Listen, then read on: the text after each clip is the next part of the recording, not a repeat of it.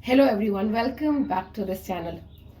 ये वीडियो जो है वो स्पेशली होगा फॉर बीपीएससी टीआरई 4.0 कैंडिडेट जो भी अभी प्रिपरेशन फेज में है। और ये स्पेशली डेडिकेटेड होगा उन फीमेल कैंडिडेट्स को जिनके पास बच्चे हैं ऑलरेडी। वो बच्चे या तो छोटे हैं या फिर बड़े हैं या 8, 9, 10 मतलब इतने बड़े हैं कि वो अपनी चीज़ें खुद से कर लें। ये स्पेशली मैं अपना एक्सपीरियंस के साथ आपको कुछ गाइड करूंगी और उम्मीद यही रखूंगी, कोशिश यही करूंगी कि इस वीडियो से आपको बहुत ज़्यादा हेल्प हो। जैसा कि आप सब जानते हैं कि जो ज्वाइनिंग का पीरियड है, ज्वाइनिंग का डेट है फॉर टीआरई 3.0 स्टूडेंट्स, वो अभी आ चुका है कि 5 मई से जो है हमारी ज्वाइनिंग है। तो आपके पास अराउंड 1 to 2 मंथ्स ही है, उसी में आपको पूरी प्रिपरेशन करनी है।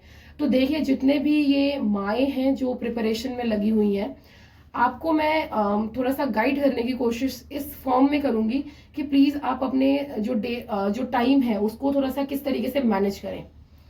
तो पहली बात तो ये कि अभी ये मई है, सॉरी अभी ये अप्रैल है। अप्रैल एक तरीके से चला ही गया है, अब ये मई आएगा। तो मई में जो है 10-15 दिन के बाद स्कूल्स ऑफ हो जाएंगे और उसके बाद जून जो है पूरा ही ऑफ रहेगा। और हो सकता है कि जो एग्जाम है आपका जुलाई में हो या फिर हो सकता है अगस्त में हो। तो आप किस तरीके से मैनेज कर सकते हैं कि एक चीज अपना जो दिमाग है उसमें गांठ बांध ले कि अभी अगर देखिए, क्योंकि आपकी प्रॉब्लम ना आप ही समझ रहे हो, आपकी प्रॉब्लम आप ही इस तरीके से समझ रहे हो कि आपको पता है कि मैं पढ़ रही हूँ, दुनिया के लिए मैं पढ़ रही हूँ, मेरे हस्बैंड के लिए मैं पढ़ रही हूँ, बट वो चीजें मेरे दिमाग में जो है वो फीड हो नहीं रही है उस लेवल पे जिस लेवल पे उसे होना चाहिए। कि आप घर में पढ़ाई कर रहे हो बट आपका दिमाग जो है बच्चे के चीखने चिल्लाने पे है, या बच्चा क्या कर रहा है, कभी पानी गेट दे रहा है, कभी कुछ हो जा रहा है, तो वहां पे आपका दिमाग है और आप झट से बुक बंद करते हो और पहुंच जाते हो वहां उसके पास। और ये इंस्टेंटली होता है, ये सडनली होता है, आपको पता ही नहीं चलता कि कब आप पढ़ते पढ़ते पहुंच गए उसके काम को करने के लिए। और दिमाग में एक प्रेशर भी है कि अभी समय नहीं है, प्रिपरेशन नहीं हुई है उस तरीके की, रिविजन नहीं हुआ है। जैसा कि हम सबको ही पता है और जितने भी जिन भी लोगों ने सिलेक्शन लिया है उन सबको ही पता है कि बिना रिविजन के ना, रिविजन इज द की, बिना रिविजन के आप सिलेक्शन नहीं ले सकते हो। आप कितनी भी चीजें पढ़ लो, अगर आपने प्रॉपर रिवाइज नहीं किया चीजों को तो आप एक तरीके से उसी लेवल पे हो जिस लेवल पे आपने फर्स्ट डे उसको जब पढ़ा था उस वक्त जब आप थे। तो इम्पोर्टेंट क्या है कि अपने बच्चे को प्लीज, जब तक आपका एग्जाम नहीं हो जाता, आप बिल्कुल ही आप बेकार माँ बन जाइए कि आपको दुनिया ये कहने लगे इसे तो कोई परवाह ही नहीं है। हाँ, नहीं है, क्योंकि हम कर भी उसी के लिए रहे हैं। कल को जब हम कुछ बन जाएंगे तो उसी के लिए हम कर रहे हैं। उसको भी खुशी होगी कि भाई मेरी मदर ने ये स्ट्रगल किया था, और स्ट्रगल सिर्फ 2-3 महीने का ही है अब। तो बिल्कुल ही भूल जाए, अगर कोई आपके नानी दादी कोई आपके रीच में है जिसको आप अपना बच्चा सौंप सकते हैं 2-3 महीने के लिए, तो प्लीज पूरे दिन की जिम्मेदारी उन्हें दे दें और आप निकल जाए लाइब्रेरी। भले ही दुनिया आपको कुछ भी सेल्फिश मॉम का टैग दे, या फिर इसको तो कोई मतलब ही नहीं है, या पता नहीं क्या ही करती रहती है, आप कुछ भी, आपको अगर कुछ भी सुना रहे ना अभी, प्लीज आप अभी सुन ले। क्योंकि जिस दिन रिजल्ट आएगा उस दिन आपको भी ये सारी चीजें जो आपने करी है वो चीजों पे आपको भी प्राउड होगा। और जो लोग जो आज ताने दे रहे हैं आपको, वो कल उनका मुंह भी बंद हो जाएगा और वो इसी चीज को ऐसे दिखाएंगे कि इसने किया, इसके जैसा स्ट्रगल करो, इसने किया। तो प्लीज आप सबसे पहले ये करें कि अपने बच्चे की जो जिम्मेदारी है, क्योंकि जो फादर्स होते हैं वो यूजुअली जॉब में होते हैं, तो उनको आप पूरी जिम्मेदारी दे दें कि बच्चा संभालो, वो पॉसिबल नहीं है। और एज अ मदर आपको भी ऐसा होता है कि पूरे दिन के लिए, पूरी रात के लिए किसी को हम नहीं दे सकते अपना बच्चा, बट ये तो कर सकते हैं ना कि मॉर्निंग जब आप फ्रेश कर दे बच्चे को, नहला धुला दे, उसके बाद उसको, अगर नानी है बगल में, मैं अगर पर्सनली मेरा बताऊं, मैंने अपनी जो डॉटर है उसको नानी के यहाँ मैं मॉर्निंग में छोड़ देती थी और मैं 8 बजे जो है लाइब्रेरी चली जाती थी। मेरे हस्बैंड ही छोड़ते थे मुझे लाइब्रेरी। हमने 2-3 महीने जो है मैंने लंच ही नहीं बनाया कि उसको बनाएंगे तो उसमें टाइम वेस्ट होगा, सिर्फ दाल चावल पे रहे कि दाल चावल बनाओ, बस एक बार खा लो, मॉर्निंग में खा लो, और फिर दाल चावल ही लेके मैं लाइब्रेरी भी जाती थी कि जब भूख लगेगी तो बस वो भूख मिटाने के लिए वो खा लेंगे।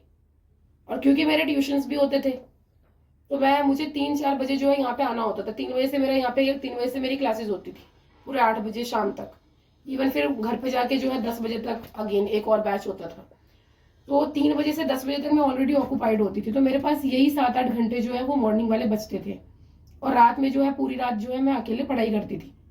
तो अगर मैं अपना रूटीन बताऊं आपको, तो मेरे पास जो है, मैं मॉर्निंग में 6 बजे अपनी डॉटर को उठा के 8 बजे तक उसको फ्रेश करके दाल चावल बना के, और इसमें मेरे जो हस्बैंड है वो भी बहुत सपोर्ट करते हैं, तो सभी के ही करते हैं। जब आपको देखेंगे कि आपके अंदर वो ज़ील है, वो आपके अंदर वो जिद है उसको अचीव करने का, आप फ्रस्ट्रेट हो रहे हो, आप अगर नहीं पढ़ पा रहे हो किसी दिन तो आप परेशान हो रहे हो, तो डेफिनेटली वो करते हैं मदद। और आपके पास कोई सपोर्ट सिस्टम नहीं है, आपके पास इन लॉज नहीं रह रहे हैं, आप अकेले रह रहे हो, तो वो सपोर्ट करेंगे। तो वो लगभग कर देते थे सपोर्ट, बट वही बात है कि जो चीज हम खुद से कर लेंगे वो हस्बैंड्स नहीं कर पाते हैं। तो फिर उसको पूरा प्रिपेयर करके नहला धुला के खाना खिला के फिर मैं उसको यहाँ पे लाके नानी के यहाँ जो है वो छोड़ देती थी। और उसका स्कूल मैंने पूरा बंद करवा रखा था कि कोई बात नहीं, उधर पैसा जाएगा जाएगा, बच्चा स्कूल नहीं जाएगा, क्योंकि वो केजी में थी। तो मेरा ये था कि एक बार जॉब हो जाएगी उसके बाद मैं देख लूंगी मेरे बच्चे को। तो इसको पूरे दिन के लिए मैं यहाँ पे छोड़ देती थी। फिर मैं 2:30 बजे वहां से लाइब्रेरी से निकलती थी और आधे घंटे लगते थे मेरे को यहाँ कोचिंग में आने में, और फिर वहां से फिर 10 बजे तक जो है यही चीज चलता था। तो मैं एक तरीके से अपने बच्चे को देख ही नहीं पाती थी। और फिर उसके बाद 10 बजे जैसे ट्यूशन ऑफ हुआ, वही अगेन दाल चावल बनता था 2 अलग अलग कुकर में, कि झट से बन जाए, 15 मिनट में बन जाए, और फिर वही चीज हम खाते थे। और एक बार खाया एंड देन मैं सो जाती थी, और मेरे हस्बैंड लिटरली चेयर पे बैठ के मेरा वेट करते रहते थे कि कब ये 2 घंटे होंगे। और जैसे, क्योंकि मैं पूरे दिन की ही मैं भी थक जाती थी और वो खुद भी थके हुए रहते थे, बट वो चेयर पे बैठे रहते थे कि कहीं अगर मैं बेड पे चला गया तो फिर नींद आ जाएगी मुझे और फिर मैं उठा नहीं पाऊंगा इसे। और मैं अपनी डॉटर को लेके और मैं 2 घंटे की नींद लेती थी, डॉटर को सुला देती थी, एंड देन उसके बाद 12 बजे से जो है लगातार सुबह के 5:30-6 बजे तक मैं पढ़ती ही रहती थी, क्योंकि वो जो 2 घंटे की नींद है ना वो उससे हो जाता था मेरा। और जब वो अंदर में वो जिद रहती है कि भाई करना है, अब मुझे कहीं से भी समय निकालना है और इस बार करना है, तो फिर वो हो जाता है, हर चीज मैनेज हो जाती है। तो ये मेरा पूरा रूटीन रहता था। मैं यही सलाह आप लोगों को भी दूंगी कि कुछ टाइम के लिए प्लीज जितने भी चीज आपको इंपॉर्टेंट लग रहे हैं ना, घर का काम, बच्चा, हस्बैंड का लंच, ये चीजें बहुत इंपॉर्टेंट लग रही होगी आपको कि इसके बिना तो लाइफ ही नहीं चल सकती, सब हो जाता है। सिर्फ यहाँ पे चीजें होनी चाहिए कि अगर ये चीज मैंने कुछ टाइम के लिए स्किप कर दिया तो जो आगे की लाइफ है उसमें मैं प्रॉपरली अपनी चीजें मैनेज कर पाऊंगी। उन लोगों को आज जो इस तरीके से जी रहे हैं, चाहे मेरी डॉटर हो चाहे मेरे हस्बैंड हो, जिनको मैं टाइम नहीं दे पा रही हूँ, तो आगे आने वाले समय में मैं उनको प्रॉपर टाइम दे सकूं, उसके लिए ही शायद ये 2-3 महीने का टाइम छीने आप। तो मैं एज अ फ्रेंड आप समझ लें कि प्लीज मैं आपको गाइड ही कर रही हूँ कि आपको जो अभी बहुत बड़ी चीज लग रही है ना कि ये चीजें कैसे स्किप करें, डॉटर का स्कूल कैसे बंद करा दें, हस्बैंड को लंच नहीं देंगे, खाना कैसे ऐसे ही खा लेंगे, दाल चावल में रह जाएंगे, तो ये चीजें इतनी बड़ी नहीं है। आपके पास टाइम ही नहीं है, आपके पास मुश्किल से 2-3 महीने हैं। तो प्लीज आप पढ़ाई में लगाए, एक एक मिनट, एक एक सेकंड पढ़ाई में लगाए। जब आप टूटते हैं, परेशान होते हैं, जब आप किसी को बता नहीं सकते कि आप क्या फील कर रहे हैं, तो आप भगवान के पास जाए। मैं जब आने लगती थी और किसी दिन ज्यादा परेशान होती थी तो मैं आते वक्त एक रास्ते में एक मंदिर पड़ता था, मैं वहां 2 मिनट बैठ जाती थी और मैं बस बैठ जाती थी। उसी से थोड़ा सा जो एक अलग ही लेवल का जो पावर है ना वो एक्सपीरियंस होता है, खुद में एक पॉजिटिव फीलिंग आती है कि कोई बात नहीं, रिजल्ट तो आएगा। तो ये सारी चीजें जो है ना, उस दिन जिस दिन रिजल्ट आएगा उस दिन आपको एक एक चीज जो आज आप कर रहे हो, टूट रहे हो, परेशान हो रहे हो, आपको लग रहा है ये चीजें कैसे चल रही है, कैसे वर्क करेगा, वो सब आपको बहुत ही ज्यादा फ्रूटफुल लगेगा जब आपका रिजल्ट आएगा जिस दिन। तो अभी के लिए अगर घर में भी आप नहीं रह सकते हैं तो प्लीज लाइब्रेरी जाए। लाइब्रेरी जब आप जाते हो तो आपका दिमाग ऑलरेडी एक अलग लेवल का फंक्शन कर रहा होता है कि उसे पता होता है मेरे पास सिर्फ 7 से 8 घंटे, इसी में मुझे जितना प्रोडक्टिव हो सके चीजें लर्न करनी है, रिवाइज करना है, नई चीजें जो है ऐड ऑन करनी है, वो उतना ही प्रोडक्टिवली जो है वो वर्क करता है। और जब आपको पता है कि आप 12 बजे जब उठेंगे तो आपको सारे के सारे जो टेक्स्ट बुक के जितने भी टेस्ट है, टेस्ट सीरीज है, वो सारे आपको लगानी है। तो पूरी रात फिर मैं 2-2 टेस्ट सीरीज जो लगाती थी, रात में एनालाइज करती थी, देन जो भी यूट्यूब से नया कंटेंट मुझे मिलता था वो पढ़ती थी। तो इस तरीके से जब आप होपलेस होते हैं तो कुछ ऐसे सॉन्ग्स होते हैं मोटिवेशनल, जिसे मैं मेहनत करने वालों की कभी हार नहीं होती, ये वाला जो एक लाइन है अमिताभ बच्चन जी के शब्दों में जो है, ये मैं सुनती थी और मुझे लिटरली मेरे को गूज़बम्स आने लगते थे कि नहीं मैं करूंगी मेहनत। जिस दिन भी मेरे को नींद आती थी वो चीजें मैं सुन लेती थी। कि नहीं कोशिश तो करनी है, क्योंकि एक बार ही नहीं हुआ, दूसरी बार ही पेपर लीक हो गया, तो ये थर्ड टाइम था और मैं इसमें कोई रिस्क नहीं ले सकती थी कि नहीं होगा या। और अगर सच बात बताऊं ना, जिस दिन रिजल्ट आ जाएगा ना, एक एक इंसान का मुंह बंद हो जाएगा।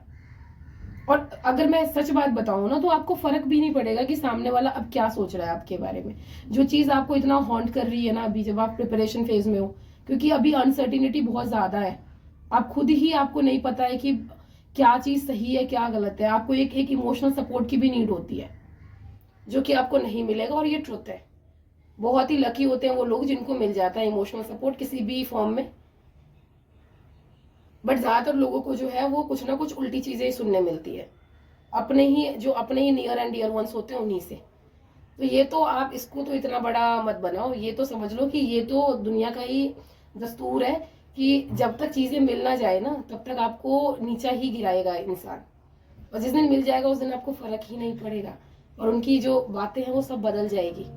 तो प्लीज पढ़िए, और अपने बच्चे को अपने रास्ते का जो है एक बैरियर ना बनाए, कांटा ना बनाए, कि आप ये कहें कि कल को आप ये कहें कि तुम्हारे कारण जो है मैं नहीं बन पाई, बल्कि आप ये चीज सोचे कि कल को आप उस बच्चे को ये कह सके कि शायद तुम्हारे ही कारण मैंने ये किया है, अगर तुम नहीं होते मेरे लाइफ में तो शायद ये चीज, इस लेवल का मोटिवेशन भी नहीं आता। क्योंकि अब आप उसकी शक्ल देखो ना, आपको लिटरली ऐसा फील होगा कि मैं इसको क्या लाइफ देना चाहती हूँ, और उसका जो समय है, वो लाइफ क्रिएट करने का जो समय है वो अभी है। अभी जो आपके पास 2-3 महीने हैं, ये वही समय है जिसको अगर आपने प्रॉपर तरीके से यूटिलाइज कर लिया तो आपकी जिंदगी बन जाएगी, अदरवाइज पूरी जिंदगी जो आपकी बिखर जाएगी। बिकॉज आप सबको बहुत अच्छे से ये चीज मालूम है कि अभी आने वाले कई साल, 5 साल तो आप हाथ में लेके ही चले, कोई वैकेंसी नहीं आएगी, और स्पेशली बिहार में नहीं आएगी। और जो लोग बिहार से हैं उनका तो वो ऐसा हो गया कि होम टाउन ही हो गया, वो होम डिस्ट्रिक्ट मिल जाए।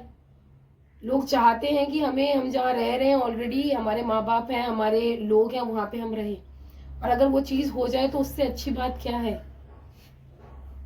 तो प्लीज ये अभी वही टाइम है कि जो चीज आपको बहुत बड़ी लग रही है ना, प्लीज उसको एक साइडलाइन करें, और जिस चीज के लिए आप ये सब कर रहे हो उसको पूरा फोकस उसी पे रखें। और जिस वक्त आपको लग रहा है कि कोई सपोर्ट नहीं कर रहा, ये नहीं कर रहा, वो नहीं कर रहा, भगवान है ना, उसके पास जाके बैठे, अपनी परेशानियां बस उसके पास बैठे जाके, आपको बताने की भी जरूरत नहीं पड़ेगी कि आप क्या क्या परेशानी फील कर रहे हो।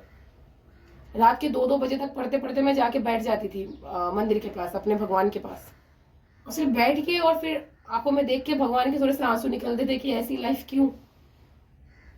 बट आज देखूं अगर, तो है कुछ है, जिसने लाइफ दी है उसको पता है कि इस इंसान में वो पोटेंशियल है, इसीलिए वो इतना ही परेशानी देगा आपको जितना आपसे संभल सके।